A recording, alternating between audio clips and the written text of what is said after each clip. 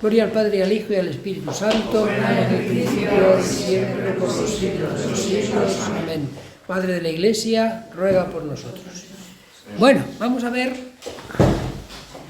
el núcleo que teníamos estos días presente, que era la plegaria eucarística. Que veis que nos queda eso, y luego dentro del rito de la liturgia eucarística es la que estamos, dejaremos para el próximo día, que si Dios quiere es el último, pues ya el rito de comunión, con algunos detalles, y al final pues los ritos finales, que son cosa de poco. Hacemos como hacemos siempre, miramos primero las generalidades que trae la ordenación general del misal romano, y luego después de eso pues miramos el detalle, y entramos luego incluso con el misal en ver alguna cuestión concreta, ¿no? Cuando habla de la plegaria eucarística, dice la ordenación general que es el centro y cumbre de toda celebración de la misa. El centro y cumbre es la plegaria eucarística. Es una plegaria de acción de gracias y de consagración, las dos cosas. El sacerdote invita al pueblo a elevar el corazón hacia Dios en oración y acción de gracias, y lo asocia a su oración que él dirige en nombre de la comunidad, por Jesucristo, del Espíritu, a Dios Padre. La plegaria eucarística exige que todas las escuchen con silencio y reverencia. Esto es ya muy importante de entrada. Primera cosa, hay un peligro que se ve cada vez más. La plegaria eucarística es cosa del cura. Aquí lo que tenemos que hacer es, bueno, no meter mucho ruido, pero estamos a nuestras cosas. Interiormente desconectamos porque esto es cosa de él, y no es verdad. La actitud del fiel es escuchar con silencio y reverencia, y luego indica cómo el sacerdote lo que hace es invitar al pueblo a elevar el corazón a Dios en oración y acción de gracias. Y fijaos una cosa muy importante, dice que lo asocia a su oración que él dirige en nombre de la comunidad.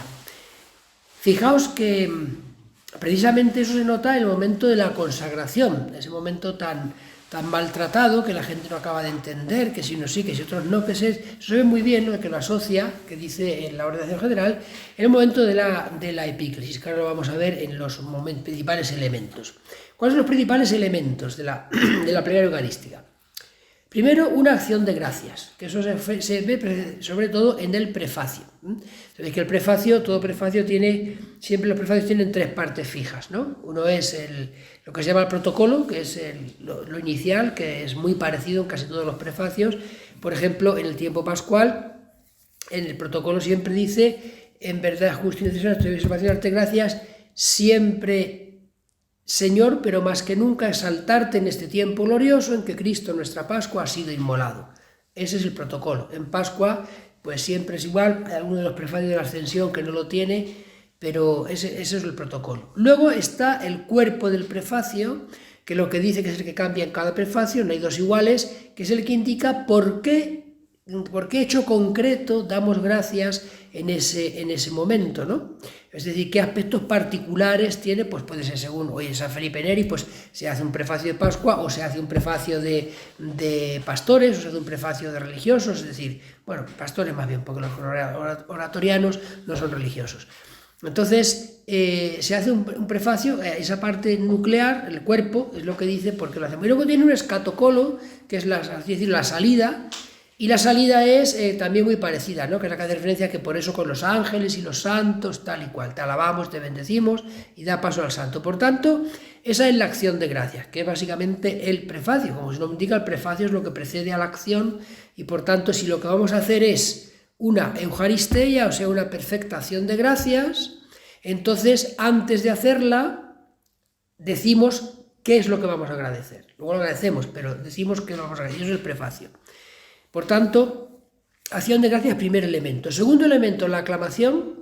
Toda la asamblea, ojo a lo que dice el misal romano, uniéndose a las jerarquías celestiales, canta el santo, parte de la plegaria eucarística.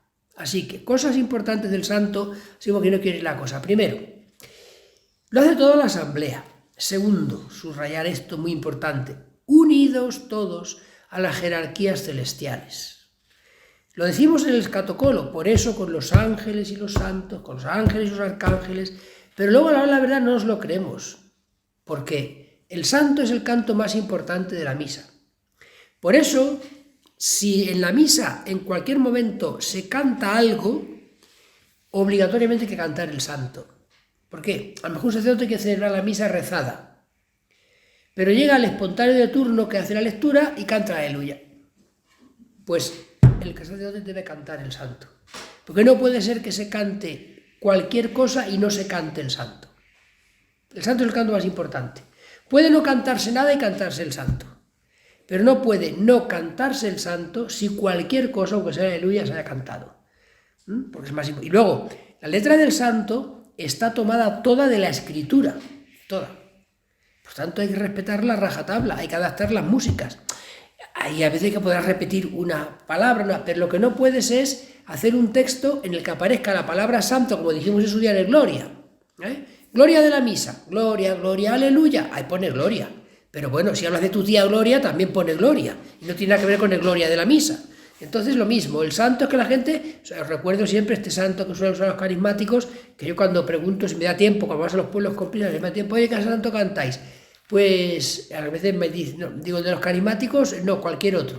Y hay veces que no lo saben que es este y me dicen, pues santo, santo, santo, digo, ese no, otro. Hay que mirar la letra, porque claro, fijaos la letra de ese santo.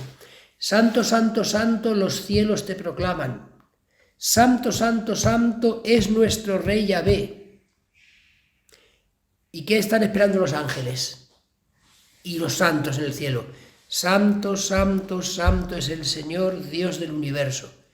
¿Hemos dicho algo de eso en el otro? Santo, santo, santo. O sea, nada, no tiene nada que ver. Y luego ya es un atentado contra la lengua española. Porque mi Dios es santo, la tierra llena de su gloria es. ¿Eso es español? Eso es gran jefe indio de Cirjau. ¿Por qué? Porque mi Dios es santo, la tierra llena de su gloria es. Eso es coger una melodía, seguramente esta de importación de la oración carismática norteamericana, no lo sé, pero posiblemente, y forzar el texto a martillazos, violentándolo para que entre. No, eso no es así. La letra es lo principal porque está tomada toda de la escritura. Y hay que procurar que no haya ningún aspecto que se pierda. Hay cosas que ya digo, se pueden repetir, pero lo nuclear del santo, lo que dice el texto, eso hay que respetarlo. ¿Por qué? Porque se hace unido a las jerarquías del cielo. Y luego esto es parte de la plegaria eucarística, por eso no se puede cambiar alegremente y por supuesto por otro tipo de canto. Y luego viene la tercera parte, el tercer elemento de la plegaria eucarística, que es la epíclesis. Es decir, dice el misal que por la epíclesis la Iglesia implora la fuerza del Espíritu Santo para que los dones que han presentado los hombres queden consagrados, es decir, se conviertan en el cuerpo y sangre de Cristo. Este es el momento en el cual el sacerdote en la Iglesia nuestra, de rito latino, lo hace imponiendo las manos sobre el pan y el vino, el pan que está en la patena y el vino mezclado con el agua en el cáliz, momento en el cual la asamblea tiene que ponerse de rodillas. ¿Y para qué se pone de rodillas? Para hacer lo mismo que hace el sacerdote, para invocar el Espíritu Santo sobre los dones, a fin de que los dones presentados por los hombres queden consagrados, con una diferencia muy importante en favor del pueblo. O sea, que cuando ahí la gente se pone de rodillas, no es un gesto de adoración, porque sobre el altar lo que hay en ese momento es pan, vino y agua. Luego eso no se adora, sería una idolatría. No es un gesto de adoración, obviamente no es un gesto penitencial, ya ha habido el acto penitencial en los ritos iniciales. Entonces, en este momento, este signo de ponerse de rodillas, que es un signo polisémico, es decir, que tiene muchos significados, ¿qué significado tiene aquí? Aquí tiene significado epiclético, es la epíclesis, o sea, el sacerdote hace el gesto de imponer las manos y rápidamente las retira porque tiene que bendecir las ofrendas y seguir orando, mientras que el pueblo, ejerciendo su sacerdocio bautismal, mantiene la epíclesis, la invocación del Espíritu durante toda la consagración. Si la gente fuera consciente de que esto es así, se daría cuenta lo importante que es permanecer, estar de rodillas durante la consagración. Los neocatecumenales, por ejemplo, no se ponen de rodillas, se equivocan absolutamente. No sé por qué, bueno, sí sé por qué, de cuándo viene eso, pero es uno de los errores que hay en el principio y que luego no se corrigen adecuadamente. Y es más, en las iglesias que diseñan, los bancos no tienen reclinatorios, que es un derecho del fiel, dicho sea de paso. Pero la epíclesis se pierde porque es confundir. Es verdad que en la liturgia del camino hay veces que se confunden los sacerdocios, el bautismal y el ministerial, entonces esto tiene su historia detrás que no podemos entrar ahora en ella, pero este es uno de los más quizá graves, ¿no? Porque se trata de invocar al Espíritu, sacerdocio ministerial y sacerdocio bautismal al mismo tiempo, y el sacerdocio bautismal de los fieles mantiene la invocación durante toda la consagración, porque ese Espíritu que es invocado es aquel que, como dice el texto que hemos escuchado, la fuerza del Espíritu Santo hace que el pan y el vino con el agua se conviertan en el cuerpo y la sangre de Cristo. Por tanto, es importantísimo entender qué sentido tiene ahí el ponerse de rodillas. No es un gesto de adoración. La gente luego, incluso cuando hay la amostración Santísimo, pues cruzando rodillas agachan la cabeza, que no. O otros, según se ponen de rodillas, ya agachan la cabeza, todos recogidos. Que no es eso. Que aquí el significado es invocación del Espíritu Santo. Por tanto, igual que el sacerdote está cogiendo el pan, cogiendo el vino, bendiciendo, etc., tú estás arrodillado contemplando el pan y el vino, que es lo que el Espíritu Santo va a transformar en el cuerpo y sangre de Cristo. La cuarta parte es el relato de la institución y la consagración. Se repiten con la máxima fidelidad, como sabéis, ya hemos dicho muchas veces, las palabras y los gestos de Cristo, tal cual los hizo en la última cena. ¿Para qué? Para que suceda lo que sucedió en el Calvario, que es que allí aparezca Cristo en cuerpo, alma y divinidad, plenamente como está en el cielo, para que haga la acción que hizo, que es la acción de la redención, ¿no? Y luego la quinta parte es la anamnesis. Hay gente que gusta decir más anamnesis. Bueno, estas palabras griegas como kenosis o kenosis se pueden tildar en español o acentuar, mejor dicho, indiferentemente de una forma o de otra, porque estos tildes son traducción de espíritus que llaman los griegos en su lengua, en el griego clásico, el griego de la koiné. Entonces, el anamnesis, que es lo que habitualmente usamos en liturgia, si miras en el diccionario la palabra anamnesis, solamente tiene el sentido que tiene en medicina. La anamnesis en medicina es la historia clínica. O sea, cuando el médico te pregunta, bueno, ¿y usted qué le pasa? ¿Y esto desde cuándo? Y tal y cual, ¿y qué enfermedades tiene? ¿Y qué alergia? Eso es la anamnesis. Por cierto, parte muy importante de la medicina, que cada vez está más abandonado, hay que correr el tiempo de hacer preguntas. Pero cuando se hacen buenas anamnesis, de ahí ya salen muchas veces los diagnósticos. Y si no, a veces uno se vuelve loco. Hoy día la medicina es muy dada a dar de entrada ya a mandarte pruebas muy complicadas y no todas incruentas. Luego te hacen lo que te hagan y luego el que te lo ha mandado ni siquiera mira la prueba, solamente lee el informe, bien, pero no ha hecho una buena anamnesis. Claro, una anamnesis buena a lo mejor se lleva 20 minutos, 30 minutos. Yo tengo con el jueves, pero no os voy a contar que se nos va el tiempo. Pero, bueno, pues aquí, ¿qué es la anamnesis en la liturgia eucarística, en la plegaria eucarística? Fijaos lo que dice el misal. La Iglesia realiza el memorial del mismo Cristo. Si nos vamos a ver algo de la anamnesis en su significación litúrgica, que es la que nos interesa, nos encontramos con lo siguiente. Significa literalmente, término griego, como ya os he dicho, recuerdo, conmemoración. Viene de la palabra griega anamnemos, que es recuerdo o conmemoración. Fijaos lo que quiere decir literalmente.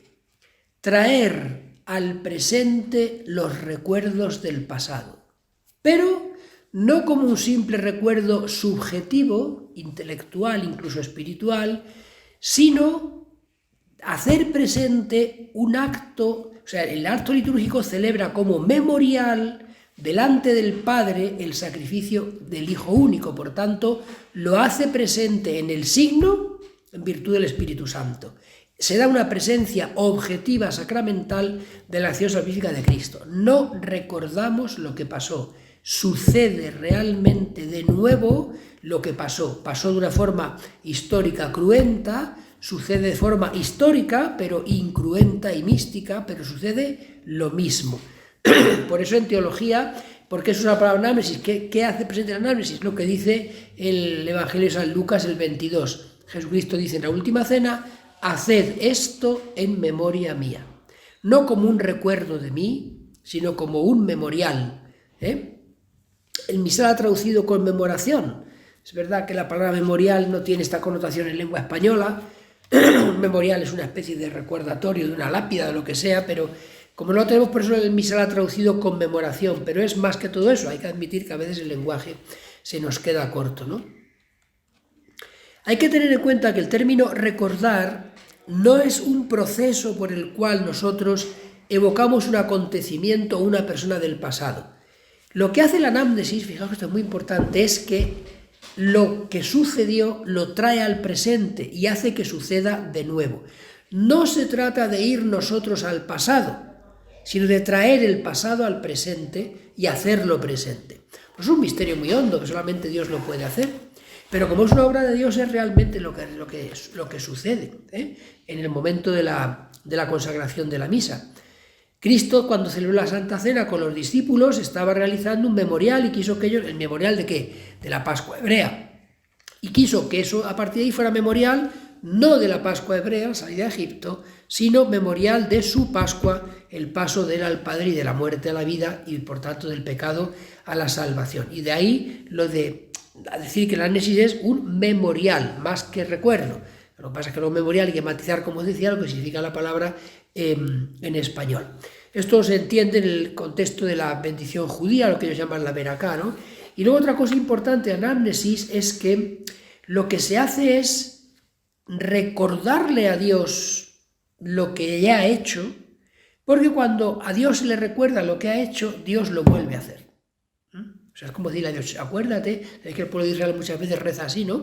Está en la Escritura, acuérdate de Abraham, de Isaac, de Jacob, tal, Moisés, ¿cuántas veces, no? Esto se lo recuerda a Dios. Pues entonces Dios actúa de nuevo cuando se le recuerda la acción suya, se pone delante de Dios la acción, no lo que yo le cuento de lo que hizo, sino la misma acción, lo cual también provoca, hablando en un lenguaje impropio, que Dios vuelva a actuar y haga lo mismo que hizo con la misma eficacia, ¿no? Y luego la anamnesis tiene también una dimensión escatológica, porque Jesucristo dice que haced esto, y cuando dice luego en la carta de San Pablo, hasta que el Señor vuelva. O sea, no solamente que lo hacemos y ya está, sino que hay una carga en el recuerdo que hacemos, en la memoria, hay una carga escatológica, porque la anamnesis se refiere directamente al retorno de Jesucristo en la gloria. Por eso, si lo hacemos bien y entendemos lo que estamos haciendo, este memorial fortalece, revitaliza nuestra esperanza. Es un alimento para la esperanza. Cuando recordamos las maravillas que Dios ha hecho en el pasado y las actualizamos por medio de la misa, asegura que Dios sigue siendo fiel a su promesa. Por tanto, va a seguir haciendo lo que prometió, estar con nosotros hasta que vuelva, hasta el fin de los tiempos. De modo que, os insisto en esto, que es importante, recordarle a Dios sus acciones es asegurar que Él interviene. Dice, el 1 Corintios, el texto que os decía de San Pablo, cada vez que coméis este pan y bebéis este cáliz, anunciáis la muerte del Señor hasta que venga. De modo que lo hacemos cada vez que celebramos la misa, hacemos presente la muerte, sepultura y resurrección de Cristo, el misterio pascual, pero no se acaba ahí, sino que es hasta que venga, se abre al retorno de Cristo, que por tanto lo deseamos y queremos tener. En ese hoy de la celebración, que nos facilita la anamnesis, se hace por tanto memoria del pasado, pero además se indica el futuro por esto que os estoy diciendo, se anticipa, por así decirlo, la salvación final. Esto es muy importante porque en el mandato de Jesucristo a los apóstoles va comprendido en memoria suya, ¿no? Y esto lo entendió la Iglesia. Fijaos, al celebrar la Eucaristía, ¿qué hace el ministro? Pronuncia sobre el pan y el vino con agua la plegaria que santifica y luego distribuye entre los fieles como alimento los dones transformados. No es una nuda conmemoración, es decir, una mera conmemoración. El Concilio de Trento dice claramente: si alguno dijere que el sacrificio de la misa solo es de alabanza y de acción de gracias, o mera conmemoración del sacrificio cumplido en la cruz, pero no propiciatorio, o que solo aprovecha al que lo recibe, y que no debe ser ofrecido por los vivos y los difuntos, por los pecados, penas, satisfacciones y otras necesidades, sea anatema. Esa no es la doctrina de la Iglesia. La Iglesia es justamente lo contrario. La misa es un sacrificio de alabanza, de acción de gracias, pero el sacrificio de la cruz. La misa es un sacrificio propiciatorio, es decir, nos alcanza unas gracias de parte de Dios. la misa se tiene que ofrecer por vivos, difuntos, por los pecados para que se perdonen, por las penas, por satisfacciones y por más necesidades, esa es la doctrina de la Iglesia. Quien niegue eso, como lo negaba Lutero cuando se escribe este canon, pues sea anatema. Por tanto, la celebración litúrgica en la misa es análisis de la Pascua de Cristo realizada históricamente una vez para siempre. No se repite, sino que se hace presente de forma litúrgica sacramental. Todo esto lo quería aclarar para que viera la importancia que tiene la anamnesis. El siguiente elemento de la plegaria eucarística es la oblación. La Iglesia ofrece en el memorial al Padre, en el Espíritu Santo, la víctima inmaculada. La Iglesia pretende que los fieles aprendan a ofrecerse a sí mismos. Padre, dicen las monjas, cuando diga usted la misa, póngame en la patena. Está muy bien dicho eso, pero es en este momento, no es en el ofertorio. Porque el mal llamado ofertorio es una presentación de los dones. Mira, Señor, pan. No galletas María ni una torta de anís, pan. Mira, vino mezclado con agua. Entonces, ¿dónde está el auténtico ofertorio? En la oblación dentro de la plegaria. La Iglesia quiere que con este momento de la plegaria los fieles aprendan a ofrecerse a sí mismos. Unidos a Cristo, claro. Luego vienen las intercesiones, donde dentro de la Eucaristía se manifiesta con estas intercesiones que celebramos en comunión con toda la Iglesia. ¿Con qué Iglesia? Hombre, con la de aquí, con la de Piélagos y con la de Orejilla Sordete. No, con la del cielo y con la de la tierra. Comunión con la Iglesia militante, con la Iglesia purgante y con la Iglesia triunfante. Las tres iglesias, los tres estados de la única Iglesia celebran en comunión. Y por último, la plegaria eucarística termina con la doxología final, que lo que explica es la glorificación de Dios confirmándose con el amén. Eso es lo que la Ordenación General del Misal Romano dice de forma genérica de la plegaria eucarística. De forma concreta, es decir, ya cómo hay que hacerlo, aunque quien dice cómo hay que hacerlo, como sabéis, es la rúbrica en cada momento del misal, ¿no? Bien, el sacerdote comienza la plegaria eucarística y dice: la naturaleza de la plegaria eucarística, fijaos en estos términos, la naturaleza, no un capricho del Papa de turno, sino que la propia plegaria, por su naturaleza, exige que solo el sacerdote la pronuncie en virtud de su ordenación. El pueblo no dice la palabra de la consagración. ¿Por qué? Porque no es un sacerdote ministerial.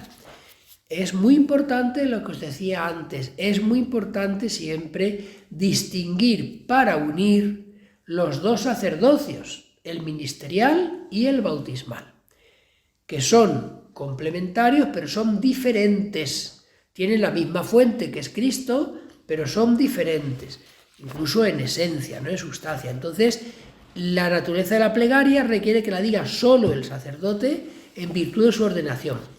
¿Cómo se une el pueblo, dice la Ordenación General, al sacerdote? En la fe, con el silencio y con las intervenciones establecidas a lo largo de la plegaria, que son las respuestas al diálogo del prefacio, el santo, la aclamación después de la consagración y la aclamación del amén después de la doxología. Esas son las 4 intervenciones que el pueblo tiene en la plegaria eucarística. Diálogo del prefacio, santo, aclamación a la consagración y amén. Y no más. Hace más, silencio unido al sacerdote en la fe, por medio del silencio.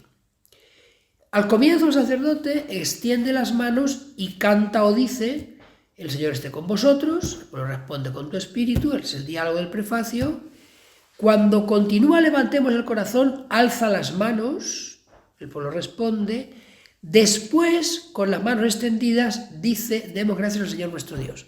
Todavía vemos sacerdotes, en los mayores se entiende lo que aprendieron antes del concilio, y no ha dado tiempo a algunos pero a veces los jóvenes, sacerdotes jóvenes por imitación, vemos este gesto: el Señor esté con vosotros, levantemos el corazón, demos gracias al Señor nuestro Dios. Y luego extienden las manos. Pues fijaos que la orden está clara. Dice: el sacerdote extiende las manos y dice: el Señor esté con vosotros. Alza las manos y dice: levantemos el corazón. Después, con las manos extendidas, nada de coger el aire, con las manos extendidas, dice: demos gracias al Señor nuestro Dios. Y después, con las manos extendidas, sigue con el prefacio. Cuando lo termina, junta las manos. No se lo ha olvidado, el que lo estaba escribiendo, hacía de juntar. Cuando termina. O sea, desde que empieza esto con vosotros, no las junta hasta que termina. Y cuando la termina, junta las manos y canta. Primera, o dice, primero canta, o dice en voz clara, junto con todos los presentes, el santo. Si alguien no hace esto, o no sabe leer, o hay que pensar cosas peores. Bien, luego ya sigue la plegaria eucarística según las rúbricas que van en el misal. Hace una referencia si es obispo, cómo tiene que nombrarse al obispo, que esa es otra, ¿no? A veces aquí entramos con unas... por no leer el misal, ¿eh? Los obispos tampoco lo leen, por no leer el misal, porque luego ya, ¿cómo se nombra el obispo? Y ya sabéis que aquí hay unos líos, pues si es obispo, en Murcia hubo una vez uno, cuando el obispo que a mí me ordenó, que en paz descanse, hubo un cura que se ve que no lo tenían mucha estima, el obispo se llamaba Javier. Entonces, pues claro, si hay concelebrantes, la plegaria por el obispo la hace el concelebrante. Si hay obispo, sabéis, el obispo si se nombra siempre dice, y con el Papa Francisco, conmigo, indigno siervo tuyo. Pero claro, si es un cura, pues dice con el Papa, con tu obispo Javier, en este caso. Y el cura, que se ve que era subconscientemente no tenía buena estima al obispo, le dijo en la misa, dice, con el Papa Juan Pablo, con tu indigno siervo Javier. Al obispo le dijo, y luego ya el obispo que se cayó, pero al entrar, cuando entró a la sacristía le dijo, oye, lo de indigno siervo lo digo yo, pero tú dices con tu obispo, con nuestro obispo fulano. Pero le salió así al hombre, con tu indigno siervo Javier. Bueno, pues hay que tener en cuenta que a veces nos pasa que hay otro obispo, fijaos que está todo clarísimo, lo digo, no es cosa vuestra, pero para que lo sepáis, ¿no? Dice, si es obispo, bueno, conmigo indigno siervo tuyo. Dice, si un obispo celebra fuera de su diócesis, tras nombrar al Papa, añade, con mi hermano fulanito, obispo de esta iglesia. Aquí viene a celebrar el cardenal de Madrid. Y entonces dice, y con el Papa Francisco, con mi hermano César, obispo de esta iglesia de Segovia, y conmigo, indigno siervo tuyo.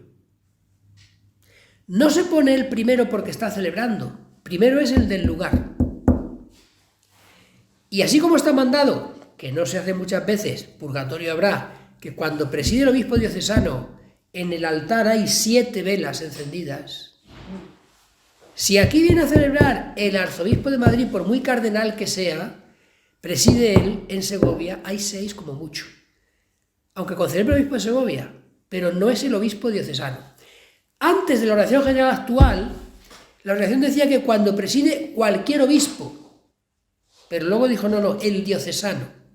Si es uno que no es de la diócesis, no se ponen 7 velas que indican la plenitud del orden del obispo, sino que se colocan como mucho 6. Y es muy bonito que esa séptima sea diferente, se ve que está añadida, ¿por qué? Porque preside el obispo diocesano. Eso está mandado, no es un capricho. Bueno, muchas veces incluso no lo vemos en Roma. El Papa celebra en Roma y tiene 2 velitas ahí encima del altar. Alguien hace las cosas mal. ¿Decías algo? Pues sí, referente a este tema, porque yo tengo muy mala experiencia, concretamente en eso de la séptima vela, ¿no? Oficiando el obispo yo sugerí y me dijeron que eso son tonterías. No. Consultaron con un alta, no lo veo, con el párroco y con altas de aquí de la diócesis y al final una tontería. No, pero dijeron que como estaba ya el cirio pascual, que ya valía como si fuera ¿a que no? No. Cada cosa es lo suyo. Me dijeron que hiciera el favor de no imponerlos. Claro, ya dicen 6 más el cirio 7. Sí. Pero es que entonces con la del Santísimo hay 8. Claro. Pero es que no, porque el cirio... No, el cirio tiene que ver. El cirio tiene una misión diferente. No tiene que estar. No, además, esa es otra, ¿no? Yo cuando era por los pueblos me encuentro el cirio colocado de alguna manera. El cirio está claro dónde se coloca. El cirio se coloca o en el centro del presbiterio o junto al ambón.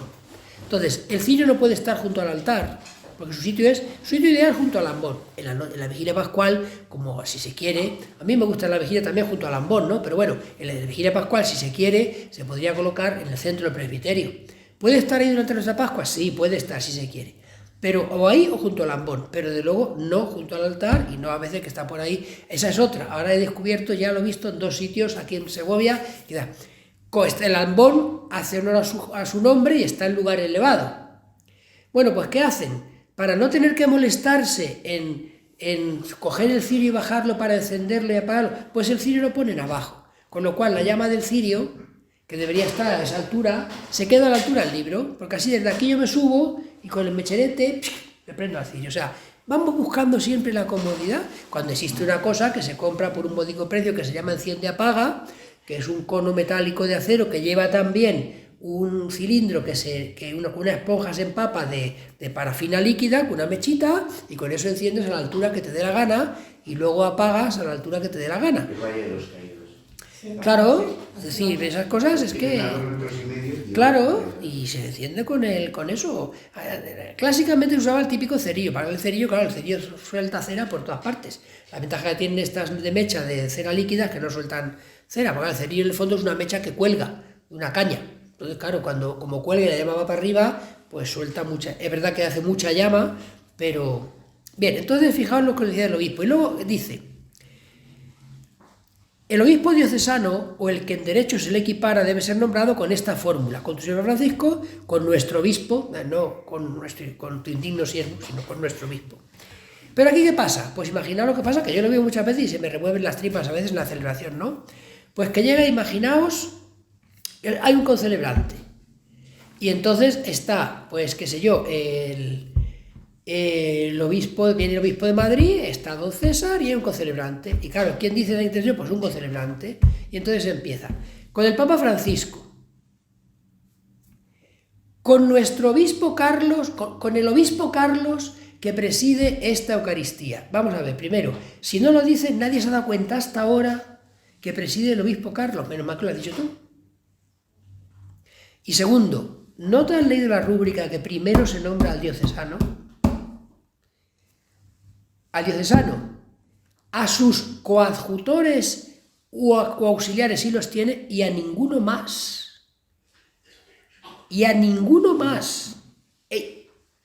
Incluso, ítem más que decían los clásicos, si los coadjutores suele ser uno porque es con derecho a sucesión, si los auxiliares son varios, no se les nombra.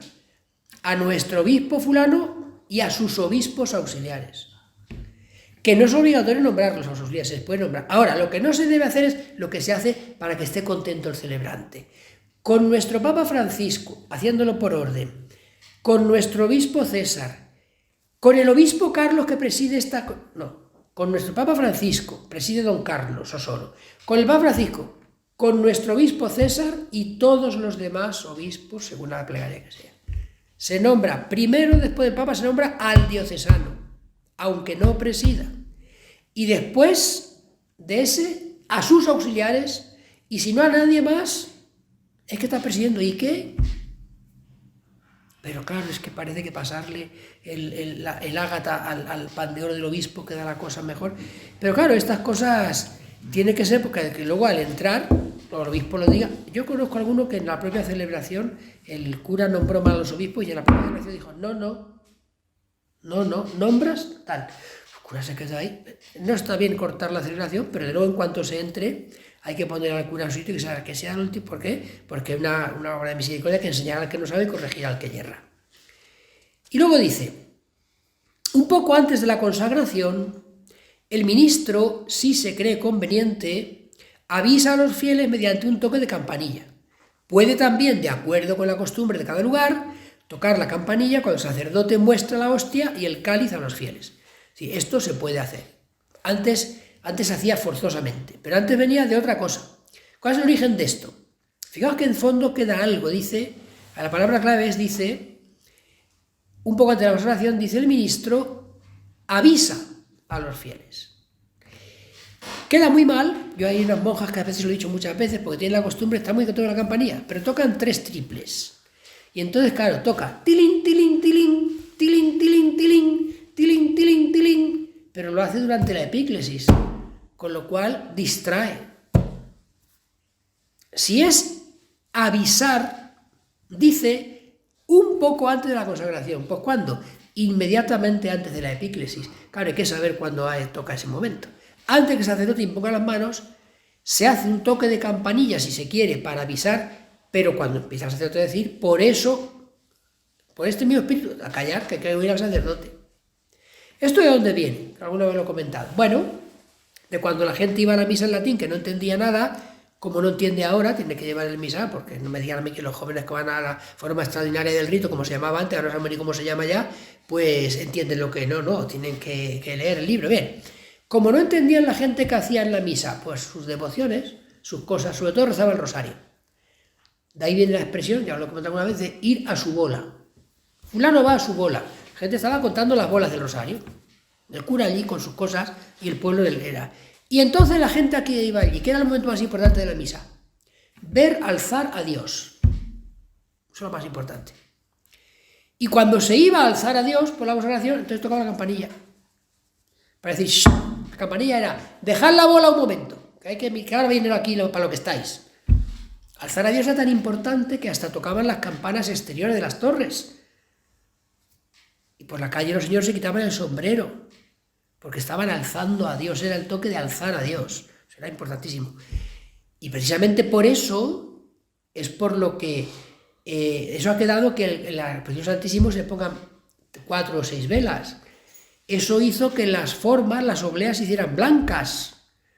¿Para qué? Para que se viera mejor y que se colocaran en lo que luego fueron los manifestadores, que se colocaran telas negras o rojas, porque todo era en función de que la gente, cuando se elevaba el cuerpo de Cristo, lo viera bien. Fondo rojo o negro, pan blanco y muchas velas, porque no había luces LED, ni de no LED. Entonces, ese es el origen de todo eso. Porque estaban para ver alzar a Dios. Entonces, terminaba la manifestación, toda la campanilla, ¡trin!, a seguir a la bola. Ese toque, si os dais cuenta, no está aquí, y la gente lo sigue haciendo mecánicamente. La gente toca 4 veces. Cuando va a ser la consagración, cuando se presenta el cuerpo de Cristo, cuando se presenta la sangre y cuando acaba la consagración. Y aquí deja claro, avisa a los fieles mediante un toque un poco antes de la consagración. Puede también tocar la campanilla cuando el sacerdote muestra la hostia y el cáliz. Y ya está. Para que se levanten. Otra vez estamos con el rosario. A lo vuestro, que esto ya, lo importante ya ha terminado, ¿no? Y cuando se presenta, como preguntaban antes, pues obviamente hay que mirarlo, se presenta para ser contemplado. No que la gente a lo mejor, supongamos que alguien no se quiere arrodillar, mal hecho, o no puede. Pues no puede. Pues cuando se presenta se inclina devotamente. No, eso es un desprecio al cuerpo y la sangre de Cristo. Se presenta para ser contemplado. Para ser contemplado. Y una vez, si no te puedes arrodillar cuando el sacerdote hace genuflexión, pues tú te inclinas. Pero se presenta para ser contemplado.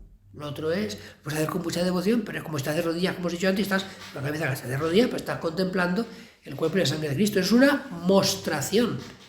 Por eso se aconseja al sacerdote, los tiene que elevar más o menos a la altura de sus ojos, no es como hacen algunos. ¿Y por qué algunos los presentan así? Hombre, porque antes el cura decía eso de espaldas al pueblo y por tanto tenía que elevar el cuerpo de Cristo y la sangre y el cáliz por encima de su cabeza, porque si no la gente no lo veía. Pero cuando estás de frente, basta causa, porque es una mostración. Lo que sí es importante, que pocos curas saben, no los enseñan, es que no se levanta, no lo puedo tocar, eso que da calambre, coger la agenda. No se levanta, no debe el cura levantarlo así, porque este gesto parece que es para él, sino que según lo muestra debe alargar los brazos, lo que le den, porque lo muestra al pueblo. Igual que el corporal está aconsejado, no está mandado, esto son ya mejorar la celebración, tender la excelencia. Corporal muchas veces lo ajustan aquí al borde del altar. No, hombre, ponlo más al centro del altar, que bueno, si el altar es de 4x4 no puedes porque no llegas. Pero no lo pongas aquí porque esto que estás preparando no es para ti, es para el pueblo. Este alimento es para el pueblo. Y el pueblo tiene que entenderlo con esos gestos. Porque si no, yo cojo esto aquí, luego levanto y hago así, y esto es para mí. Y no me molestéis. No. Y por último dice, al final de la plegaria eucarística, ojo otra vez de nuevo, el sacerdote, tomando la patena y con la hostia y el cáliz, y elevando ambos, no se habla de elevación ahora nada más que hasta aquí, que es la auténtica elevación, pronuncia él solo la doxología. Al concluir, el pueblo aclama amén. Hubo un tiempo en que los curas, insuficientemente formados después del concilio, decían, todos, por Cristo, con Él y en Él. Y todavía queda alguno resabiado por ahí, que vas todavía unos pueblos y quedan la gente mal educada y no corregida. Dice San Jerónimo que cuando ya había templos a partir del siglo IV, con este amén temblaban las paredes de los templos, porque lo solían hacer cantando. ¿Pero por qué? Fijaos una cosa preciosa. Termina la plegaria. Doxología, la palabra doxa, significa en griego gloria. Por tanto, es el momento, dice aquí, si os habéis visto, dice que el sacerdote al terminar la consagración lo eleva al pueblo porque, lo hemos dicho en esta parte de aquí, la doxología final expresa la glorificación de Dios. Entonces, fijaos, el sacerdote dice, elevando lo más que pueda la patena, no el cuerpo de Cristo como cuando lo ha presentado, sino la patena con el cuerpo de Cristo, pero la patena. La patena y el cáliz lo eleva a lo alto, mira a lo alto, porque está hablándole a Dios Padre, y dice, por Cristo con Él y en Él, a ti, Dios Padre Omnipotente, en la unidad del Espíritu Santo, la unidad del Espíritu Santo es la Iglesia, en la unidad del Espíritu Santo, todo honor y toda gloria por los siglos de los siglos. Y el pueblo está expectante porque dice, yo eso quisiera decirlo, pero no puedo. ¿Por qué no puedo? Porque solo Cristo, que está presente, puede darle a su Padre todo honor y toda gloria. Por eso fijaos, la graduación, por Cristo, con Él y en Él, por, con, en. Qué poco caso hacemos en lengua española por culpa del inglés y del whatsappeo de las preposiciones. Y son importantísimas. Fijaos todo lo que hay aquí, que esto es para un retiro. Por, con y en. Y no hace falta decir como por Cristo, con Cristo y en... Ya se hemos puesto Cristo. Luego los pronombres, que pasan también los pronombres. Por Cristo, con Él y en Él. ¿Puede eso hacerlo la Iglesia, los fieles? No, ¿por qué? Por el pecado. Y entonces, cuando el sacerdote ha hecho una cosa, que es Cristo, que la Iglesia quisiera hacer y no puede, la Iglesia dice amén, cantando, es decir, sí, yo no puedo decirlo, pero me uno a eso que tú dices. Y ese es el sentido que tiene la doxología, que es precioso. Entonces, él pronuncia solo la doxología y al concluir el pueblo aclama amén. Y después con eso termina la plegaria eucarística y comenzará el rito de comunión que está dentro de la liturgia eucarística pero fuera de la plegaria eucarística. La plegaria eucarística, como hemos dicho, solamente lo que hemos visto. Y ahora antes de terminar, para que veáis un ejemplo, esas partes que hemos visto en el canon romano, que es la plegaria más antigua, que hubo un tiempo que decía, no, la más antigua es la segunda, porque la usamos todos los días, porque de Hipólito, de la tradición de Hipólito, de la tradición de Hipólito se conservan 4 líneas, y la tradición de Hipólito se conserva porque gracias a Dios y a un santo obispo, Eugenio Romero Pose, que estará en el cielo sin duda alguna, este hombre era especialista, un patrólogo, fue obispo auxiliar de Madrid, y este hombre fue el que reconstruyó para toda la Iglesia la tradición de Hipólito. ¿Y cómo la reconstruyó? Como se reconstruyen muchos textos de los padres, a base de las citas que otros padres hacen de ese. Porque la tradición de Hipólito, como tal texto, yo me acuerdo cuando unos trabajos de los estudios eclesiásticos, al profesor de patología le dije, yo me gustaría hacer una tradición de Hipólito. Y dice, olvídate, en la tradición de Hipólito hay hoja y media. Claro, no llega. Hay 4 líneas. Todo lo que tenemos es reconstrucciones. Dice Isidro Romero Pose, es decir, ¿qué pasa? Que viendo otros padres de la Iglesia, contemporáneos posteriores, citaban a Hipólito. Y con esas citas, él reconstruye el texto original. El más antiguo que tenemos es el canon romano, que es el que solamente, en la forma exterior, solamente se usa esa plegaria, que la ha usado la Iglesia durante muchos siglos. Fijaos las partes que hemos dicho. Pues, el diálogo del santo, hemos dicho al principio, la acción de gracias, luego el santo, que es la aclamación, y luego hemos dicho, ¿qué viene después? Dice la epíclesis. Es verdad que esta plegaria, la epíclesis la tiene posterior, tiene una parte más larga adelante, y luego de la epíclesis vamos a hacer, estoy pensando en la segunda, lo digo, vamos a hacer el orden que trae aquí no casa con esta, porque esta antes de la epíclesis tiene intercesiones, ¿eh? Entonces vamos a hacer, por ejemplo, la que conocéis por desgracia, digo por desgracia porque vas a los misales, a las iglesias, la pestaña de este está arrancada de la segunda y la primera vez vas a abrirla y está pegada a la pestaña porque está virgen la página, ¿eh? Fijaos en la segunda, que como es la más sencilla, se puede ver mejor las partes estas. Ha terminado el santo, que es la aclamación. Epíclesis. Por eso te pedimos que santifiques estos dones, ¿eh? La epíclesis. El pueblo sigue arrodillado, mantiene la epíclesis, el sacerdote tiene que bendecir. Después de eso, ¿qué viene después de la epíclesis? El rato de la institución. Tomad y comed, tomad y bebed. Después, ¿qué viene? Acaba con la aclamación del pueblo. Viene la anamnesis, el recuerdo. Es decir, cuando terminada la aclamación del pueblo, dice el sacerdote, que es la anamnesis. Así pues, Padre, al celebrar ahora, no al recordar que, al celebrar ahora el memorial, anamnesis, de la muerte y resurrección de tu Hijo, esta plegaria tiene todo muy sintético, por eso lo hago así, dice, oblación, te ofrecemos el pan de vida y el cáliz de salvación, y te damos gracias porque nos haces dignos de servirte en tu presencia. Esa es la oblación.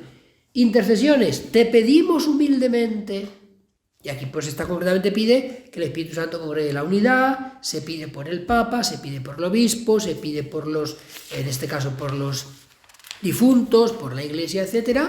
Y luego termina con la doxología. La plegaria primera pasa que como es más antigua, pues hay intercesiones que tiene antes de la epíclesis, hay otras que tiene después, la epíclesis no tiene bendición porque ya la he hecho antes, o sea que ahí es un poco más, digamos, complicada en ese sentido, pero las partes son las mismas, aunque pueda alterarse el orden estandarizado que hemos visto en la ordenación general del misal romano. Y hasta ahí, vuestro turno. De estas, o sea, las 12 o 13, son 12 o 13 plegarias eucarísticas. No, plegarias eucarísticas hay. En los domingos se puede utilizar solamente 4, la primera, segunda, tercera y cuarta. Luego hay 2 para la reconciliación, 4 para misas antiversa, y luego están, que esas yo que las conozco poco, porque las de las misas con niños, que yo esas para mí son vírgenes y mártires, no son mi vida, ni las pienso usar, ni amenazado por, no entiendo, es que yo soy del menú infantil, lo entiendo para cuando hay primeras comuniones, pero en misa creo que las últimas estas son un poco raras para mí en cuanto a... Te refieres a las de las misas antiversa, ¿no? Misas de niños, misas con niños. Ah, no, esas, sí, las 3 últimas. Sí. Pero entonces, plegarias son, hay, ahora mismo que quitando las de niños, hay 4 y 2, 6 y 4, 10. Ahora bien, las 4 en las misas para diversas necesidades no se pueden usar en domingo. Antes de la ordenación esta sí, pero ahora no. Van fijados en su prefacio. Y luego, las de la reconciliación son adecuadas para usarlas, se puede utilizar en un domingo de cuaresma, por ejemplo, si no tiene prefacio propio. Por ejemplo, en la cuaresma del ciclo A no se puede usar, todos los domingos tienen prefacio propio. Ahora, si está marcado prefacio del tiempo, entonces sí se pueden usar. Por ejemplo, en el domingo, en la cuaresma del año B y C, los 2 primeros domingos siempre son prefacio propio, tentaciones y transfiguración, siempre propio. El resto de domingos pone prefacio de cuaresma. Entonces puede utilizarse la plegaria de reconciliación. O puede utilizarse la plegaria cuarta.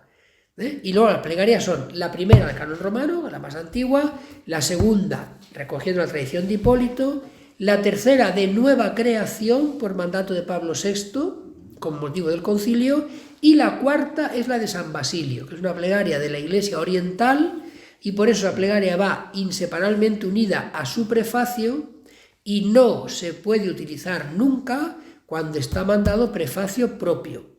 Del tiempo sí, pero propio no.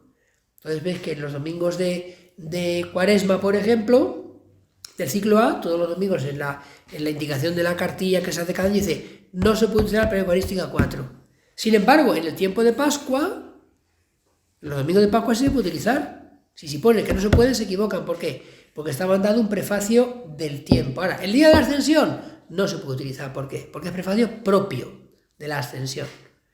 El domingo que viene, Pentecostés, no se puede utilizar, porque es prefacio propio de Pentecostés. Pero en los domingos de Pascua, que no tiene prefacio propio, sí se puede utilizar la plegaria cuarta. Y luego las trampas, ¿no? Es decir, solo la plegaria tercera permite introducir nombres de santos. Los demás son los que pone. Y solo la plegaria primera, segunda y tercera permite introducir nombres de difuntos. La cuarta no. La reconciliación sí y las otras también, pero solo esas permiten introducir nombres de difuntos. Los santos, hay gente que entonces celebramos San Frutos y para dar solemnidad a la cosa utilizamos la plegaria primera. Tus santos apóstoles y mártires, Pedro y Pablo, Andrés, Lino, Cleto, Clemente, Frutos. ¿Por qué? Porque son santos de la Iglesia de Roma. Son del siglo I. Primeros siglos. Son los protomártires y los mártires primeros. O las mártires, porque hay 7 mujeres, que es muy importante destacarlo, pero ahí no se puede meter a San Frutos. Ni a San Frutos ni a San Ignacio de Loyola. Yo quiero nombrar un santo. ¿Por qué es el santo? Quiero hoy San Felipe Neri. Quiero nombrar la plegaria eucarística, tengo que usar la plegaria tercera. Porque no me permite nombrar a San Felipe Neri. Y ya está, no puedo irme a otras. Y luego dicen que no tiene diversidad la misa. Madre mía. Claro que tiene. ¿Qué más? Que hay mucha gente que cree en Dios, pero no cree en la Iglesia, con lo cual no celebra la Eucaristía. Pregunta, aparte de que se pierden gracias por no celebrar, ¿se pueden salvar estas personas? Bueno, no sabemos, claro, pero... no sabemos. Es decir, el catecismo dice que no se salva el que está en la Iglesia con su cuerpo, pero no con su corazón. Eso es el catecismo. Claro, lo que pasa es que siempre, ¿con qué estás en la Iglesia? ¿Quién lo sabe? Solo lo sabe Dios. Y todo lo referido a la salvación solo lo sabe Dios. De hecho, como hemos dicho muchas veces, la Iglesia no tiene canon de condenados, sino canon de los que están en el cielo. Canonizar significa alistar, o sea, meter en una lista que en latín se llama canon. Entonces, canonizar es introducir en la lista. Entonces, la Iglesia dice que en el infierno están los demonios, tampoco sabemos cuántos ni cómo se llaman todos. Sabemos por Apocalipsis que son 1/3 de los ángeles creados, pero nada más. Como no sabemos cuántos ángeles creados, pues no sabemos cuánto es 1/3 de ignorato es ignorado. Vale. Y nadie más. La Iglesia no ha dicho nunca que fulano, mengano, zutano está en el infierno. Hay revelaciones particulares, pero esas obligan a quien las recibe. La Iglesia no. O sea, la Iglesia no tiene esa lista porque como la Iglesia sabe que Dios quiere que todos los hombres se salven, pero también que Dios respeta la libertad del hombre. Entonces, la Iglesia podía decir, vamos, no estaba todavía la Iglesia, podemos decir que hasta el descenso de Cristo a los infiernos, en el infierno solo hay demonios, pero a partir de ahí ya pueden estar con los demonios todos aquellos que habiendo muerto ya, cuando Cristo baja a los infiernos y anuncia la salvación, la rechazan. Esos pasan al estado de condenación, el infierno, que no eran los infiernos, en los que el estado en el que estaban hasta ese momento. Porque hasta que Cristo baja a los infiernos, nadie puede ir al cielo, porque la puerta la tiene que abrir Él, pero tampoco nadie puede ir al infierno, porque al infierno va el que rechaza la salvación de Dios conociéndola, y hasta ese momento nadie la conocía, porque esa salvación no había tenido lugar, claro. Por eso la prueba de que ha llegado el plenitud de los tiempos de San Pedro es: hasta a los muertos se les anuncia la salvación. Eso es el descenso a los infiernos. No era un capricho de Jesucristo que decía, me queda un día para resucitar, me aburro, voy de paseo a los infiernos. No, no, era una necesidad de las almas, desde la de Adán y Eva, desde Adán y la de Eva, que estaban en esa situación, tenían que poder aceptar o rechazar la salvación y por tanto pasar al cielo después de la resurrección de Cristo o pasar al infierno. Se supone que ya después de tantos siglos allí, purgatorio no les hace falta. Más cosas. De la aclamación que hay después de la anamnesis. Anunciamos después de la consagración, antes de la anamnesis. Exacto. Anunciamos tu muerte, proclamamos tu resurrección. Ven, Señor Jesús. Es la ratificación de la vertiente, digamos, escatológica. Sí, sí. Por eso hay 3 ahora que se pueden hacer, las que están recomendadas para Pascua, para que la gente siempre hace la misma respuesta y al final vamos siempre a morir a la misma. Porque si no, yo lo hacía a veces cuando venía gente a la misa academia, en el banco ponía un cartelito, respuesta a la aclamación, el tiempo de Cuaresma o el tiempo de Pascua.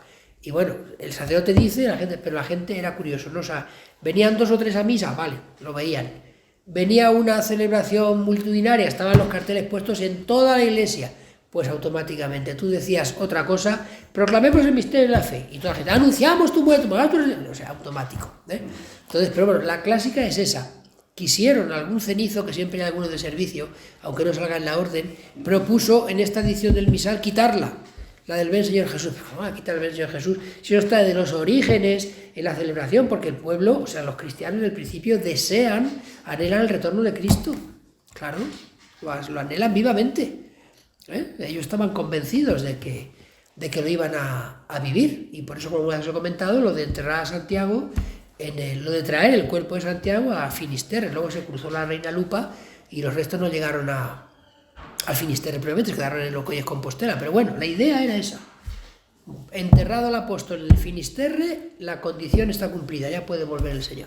El Evangelio ha llegado a los confines del mundo, conocido. Y yo una curiosidad más, explicando usted el tema del origen de la campanilla, de todo y tal.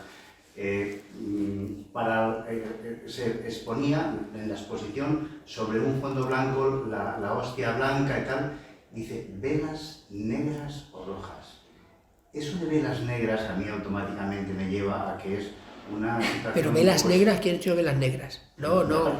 ¿Tela roja o negra? Velas. No. Las velas negras se usan en el culto satánico. Creo que en una... Exacto. Velas negras en el culto satánico, no. Telas, no velas, telas. Para que destaque el pan, primero el pan. El pan se hace blanco por eso, porque en el pan la miga es blanca, pero el pan no es blanco. Pues se coge el color de la miga para que se cuece menos, para que se vea más.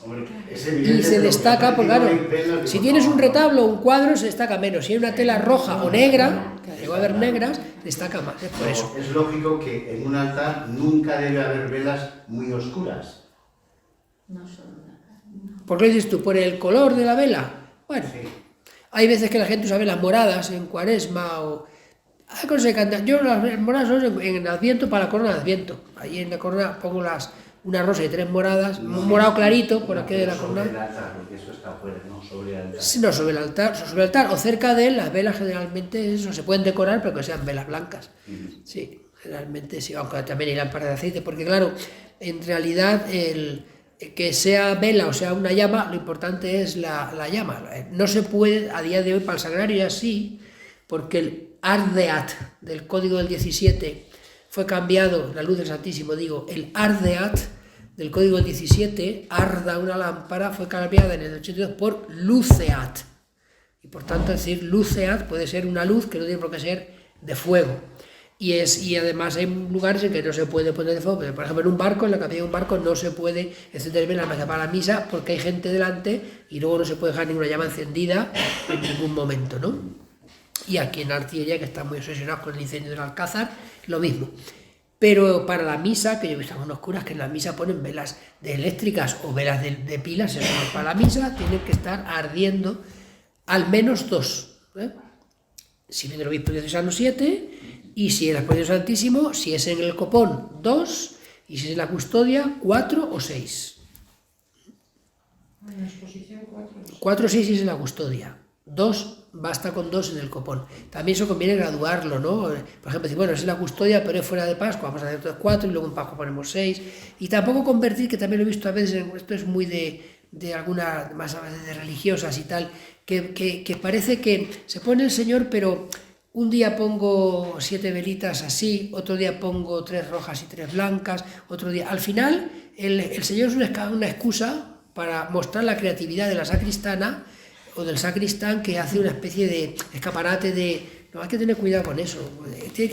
Ahí al entrar, la mirada tiene que ir al Señor. Y no a decir, a ver cuántas hay hoy. 6. Hoy hay 8. Y mira, estas están más altas y aquellas 2 más bajas.